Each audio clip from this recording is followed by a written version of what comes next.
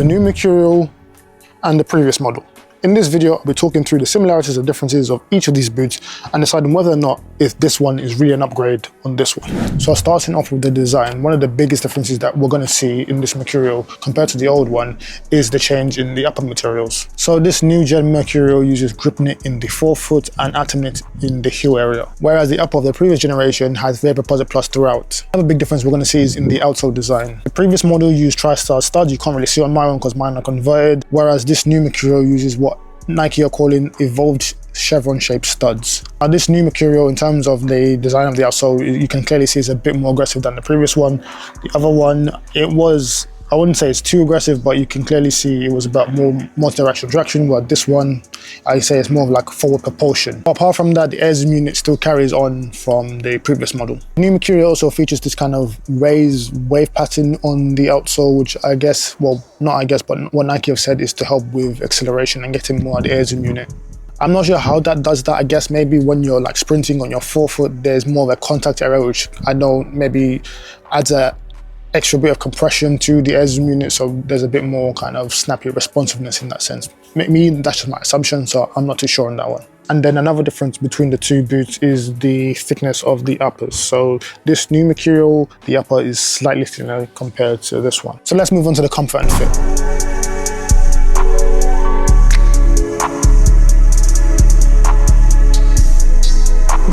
Now in terms of sizing, I'm wearing a 9.5 UK in both sizes, which is my usual size for football boots in Nike, and both of them fit pretty much, in terms of length, pretty much the exact same. There's pretty much no extra room in the forefoot, just how I like it with Mercurial. So yeah, if you're thinking of getting a pair, or if you already have a pair, I would always recommend going true to size with this one. Well, that's for my shape of foot anyway.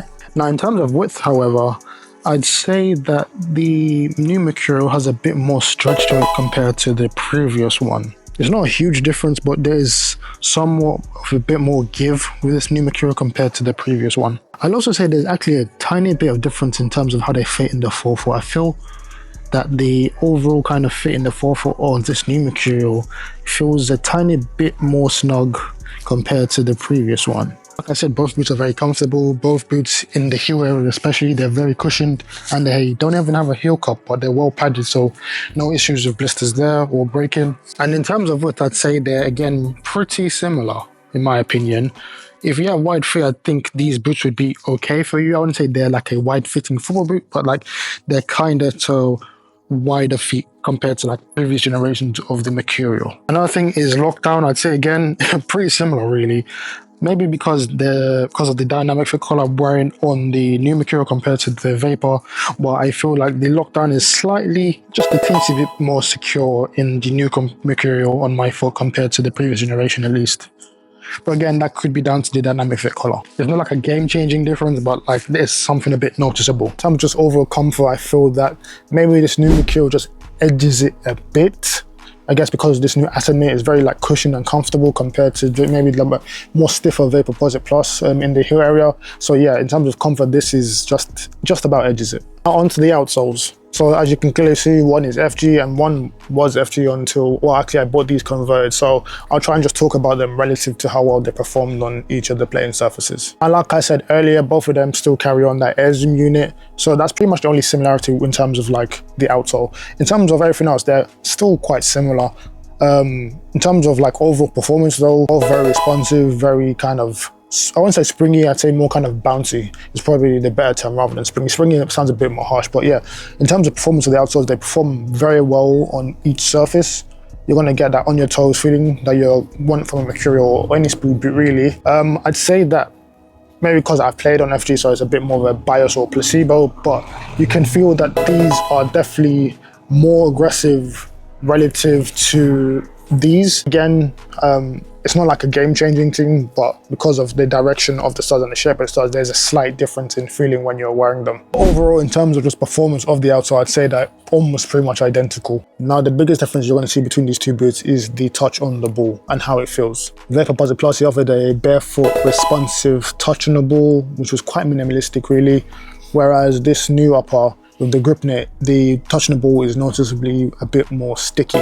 It's not to the extent where you're falling over as such, but like it's not either like the grip net that you see on the GX series, for example, where it's very, very rough and textured. Compared to this one's a bit more waxy and smoother, but the grippiness on the ball is noticeable compared to with this previous generation. And whether that's a good or a bad thing, I'd say that's more of an interpersonal choice. Some people like it, some people don't. I definitely do prefer it, but that doesn't mean you should prefer it. Some people just prefer minimalistic touch on the ball like you're gonna get with this one compared to this one. But in both boots, I'd say like most things feel like nice and natural. So dribbling, shooting, passing, etc. They both feel very good. For me, I just personally prefer the kind of sticky touch on the ball that some boots offer. So is this new Mercurial really an upgrade on this previous one? For me, I'd say just about. In terms of overall performance of each of the boots, I'd say they are still very, very similar, but I think there's just a few things about this new Mercurial that kind of just edges it for me. So those are things with like just overall comfort of the boot, the more aggressive stud pattern, which I kind of just prefer on Mercurials, as well as the touch on the ball, but that touch on the ball thing is more of like a thing for me. Whether it's a thing for you, that's up to you. But yeah, I think those things just make me edge more towards this model rather than the previous one. So it's been a step up for Nike, but it's not like it's been a massive step up. It's more like, I don't know what you call it. What's a small step? A stone up? I don't know, but yeah, I'd say this is a bit of an improvement compared to the previous generation. And if you'd like to see a more in-depth review of each of these boots, I've got both of them on my channel, so please do check those out. Support the video with a like. Don't forget to subscribe. I talk about all things football boots. My name is Sub. This is Sub Ball. Thank you for watching. See you next time.